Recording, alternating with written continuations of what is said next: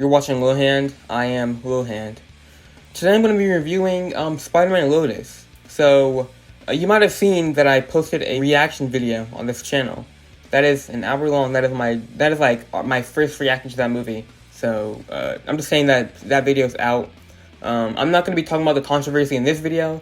I already made a video about the controversy that has been age restricted, so that's why you might not be able to see it. But I have made a video on the controversy and why it's stupid, so I won't be talking about that here. But what I will be talking about is some positives, negatives, and about the movie. And I'll give you my final rating at the end. So yeah.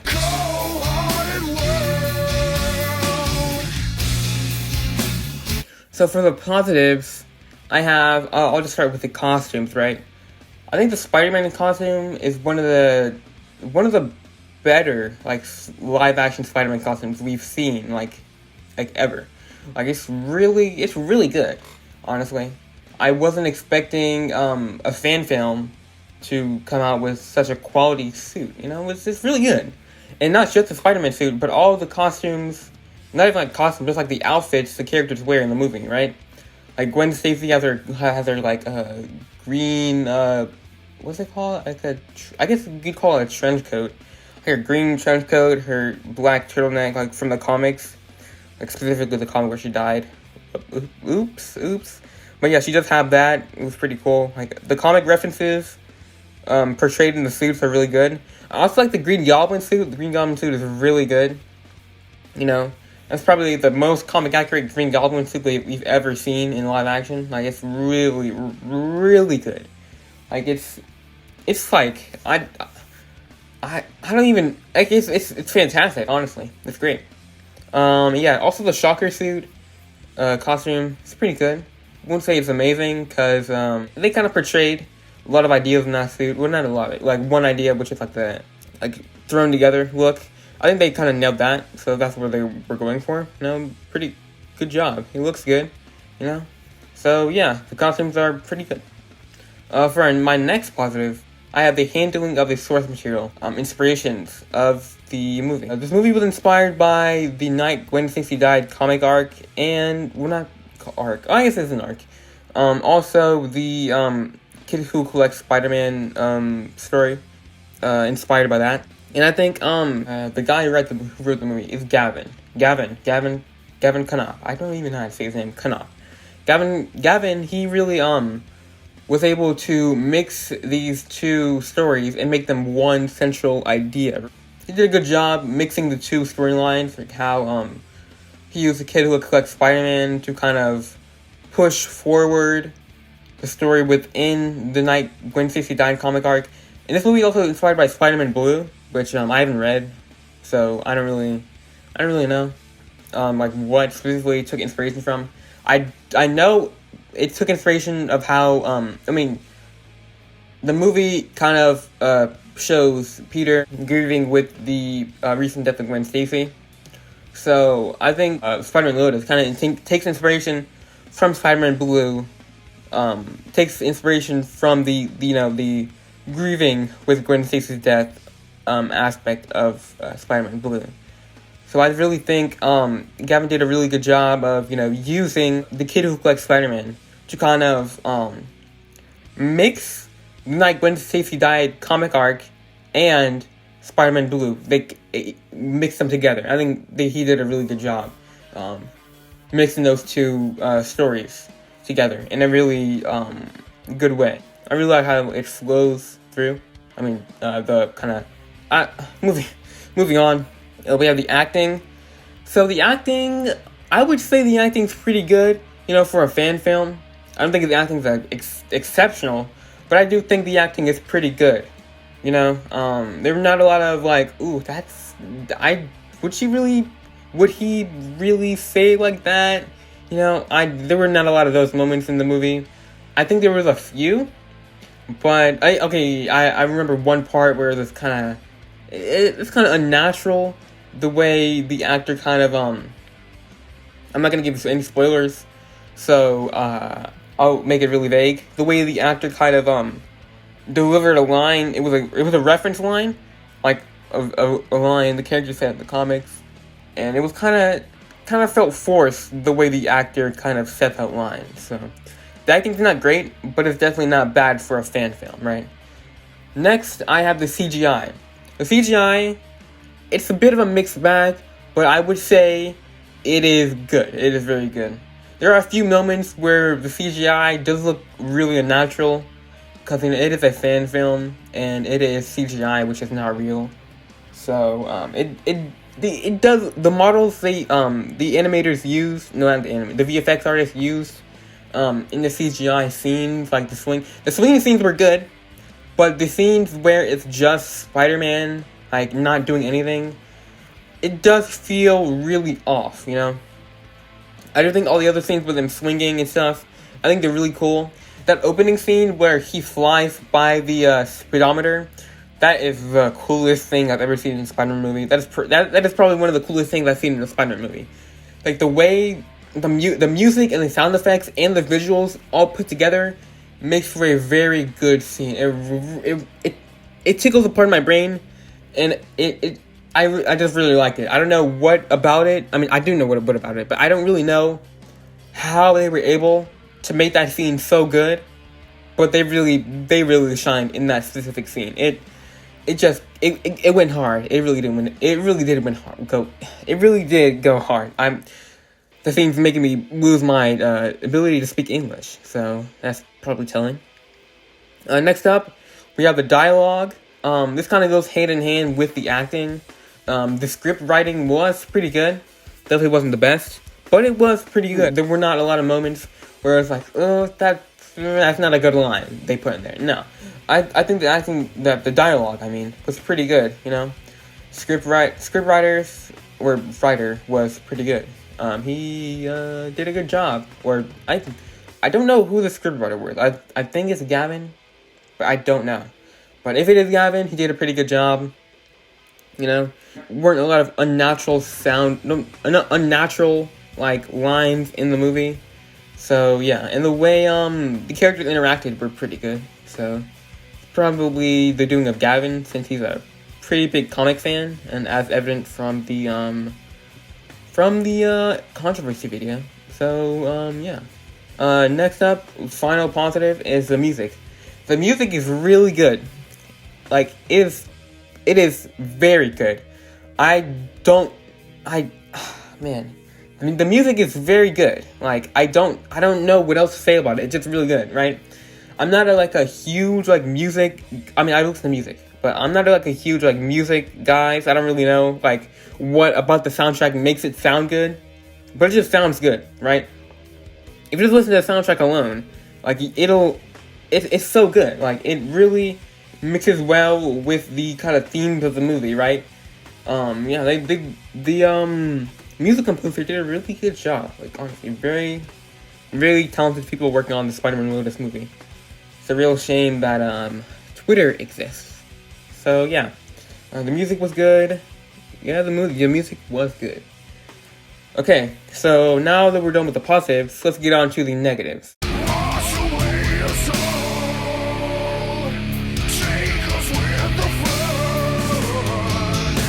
So my first negative is that there was a lot of filler in the movie. A lot of just dead air scenes with just panning shots of a city, or cars and stuff. It was kind of there was a lot of moments in the movie that just felt unnecessary. If they were cut out, I think the movie wouldn't really change all that much. So, yeah. The movie could have done, with the removing of a few scenes, which would have brought the movie down a couple minutes, because it is a very long movie, 2 hours. So the dead air scenes, not good. Filler scenes, not good. Yeah, they could have definitely cut them out of the movie, and it would have been fine. But now that they're in the movie, it just kind of distances out the the scenes. Because a lot of scenes in the movie are really emotional. Well, I guess emotional. I guess not I'm getting emotional, but as in there's a lot of emotion. There's a lot of emotion in the scenes, right? So I really think it kind of. I'm trying to describe it, right? The filler scenes they kind of got in the way of, emotional scenes, kind of like being fluid throughout the movie. It gets kind of like just a stop, then a emotional scene, then a stop. Like just like have an emotional movie, not just emotional, like emotional scene, emotional scene, emotional scene. Just have an emotional movie. And the filler scenes kind of stopped it from being that. So yeah, definitely not good. For my next negative, we have a few of the editing choices were definitely a bit. I mean, they could have been used well, but I think that the way that they were used was definitely not the greatest, right? There was one scene in particular, towards like the halfway between the midway of the movie and the end of the movie, where the editing is just weird, right? I see what the idea they were going for was, but it's just like it was not executed well, right? It's they definitely could have done a better job with that.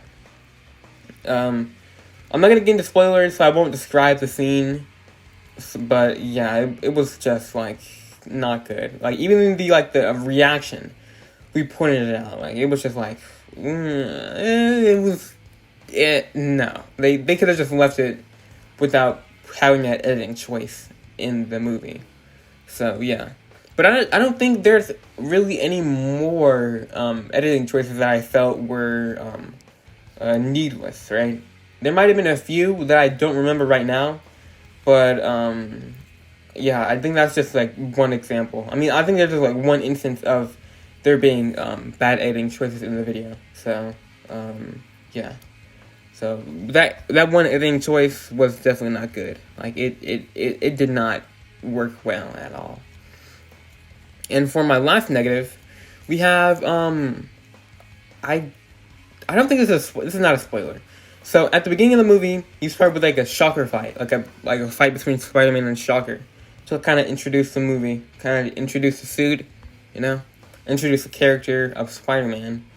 But I do feel like the Shocker fight could have played a bigger role in the movie, right? It was just there, and I think it was referenced once later in in text, not even like dialogue, just text. And I feel like they could have, there has to be a way that they could have weaved the Shocker plot into the main story. But it just seems like they just needed a scene to introduce Spider-Man.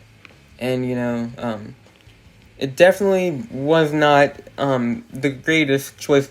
They could have definitely made it flow better. But they were just like, okay, we're done with the Shocker fight, now what? And then we just cut to, I think it cuts to, like, the beginning credits, and then it cuts back to something else. Like, it was just so disconnected from the main plot that I feel like it kind of, felt needless in a way, it was just there, just to be there.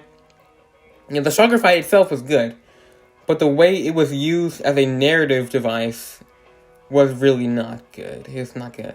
So, yeah. And those are all my negatives, really. The movie is not too bad, so I don't have a lot of negatives about the movie. But I do have one nitpick.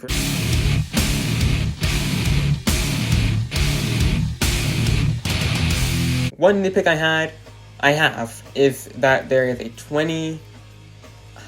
20-minute credit scene at the end of the movie. I don't know why. The credits are 20 minutes. Like in a traditional movie, credits are like 3 to 4 to 5 minutes long. But in this movie, the credits are 20 minutes long. I don't know why. They could have definitely sped up the pace of the text going across the screen. Definitely. Like, when we were watching the movie, right? We were like, oh my god, this movie is 2 hours long. And then the movie ended, and we're like, wait, there's 20 minutes left. Is there like a post-credit scene? And then we watched the movie. And then it just cuts to credits. There's 20 minutes of credits. There's no post-credit scene or anything. It's just 20 minutes worth of credits for really no reason, right? They could have definitely sped up the pace. It was going really slow. I don't think there's a lot of text you needed for that movie, right? It's a fan film, so not a lot of people worked on it. So, I really don't know why it was 20 minutes long. It's very, very strange. But, yeah, that's all the nitpicks I have for the movie. Yeah, I just The 20-minute credit scene is just like, it gets on my fucking nerves, bro. Like, 20 minutes of credits, really? But yeah, that's my review of Spider-Man Lotus. So, so in my reaction video at the end, I gave Spider-Man Lotus a 7.3 out of 10. But now I'm thinking I think I should change it, but I don't know. But like when I made that initial score in the reaction video, it was kind of going off of like what I just saw instead of like what I'm like. How long has it been? It's been about 2 weeks since I did that reaction. So I think I've had a little bit longer to think about it. So I'm thinking I'm gonna lower my score. So I would give this movie about a 7 out of 10 to a 7.1 out of 10. That is my final score for the movie, I think. My opinion might change after this video, but right now, at this moment, after, putting all my positives and negatives to paper, I think that I would give this movie a 7 to a 7.1 out of 10. I just rounded 7. 7 out of 10. So yeah, that was my review of Spider-Man Lotus. My final thoughts about the movie. The movie was pretty good, honestly. Of course, the controversy was cringe. Go watch my video if you're over 18 or have your account set to over 18. Because you won't be able to watch it otherwise, because YouTube is kind of stupid. But yeah, Spider-Man Lotus, pretty good movie. A lot of bad things, but also a lot of good things about this movie. One of the bad things does not include racism. So, I think I made my point evidently clear. You've been watching Lowhand. I've been yours truly, Lowhand. And what happened to you?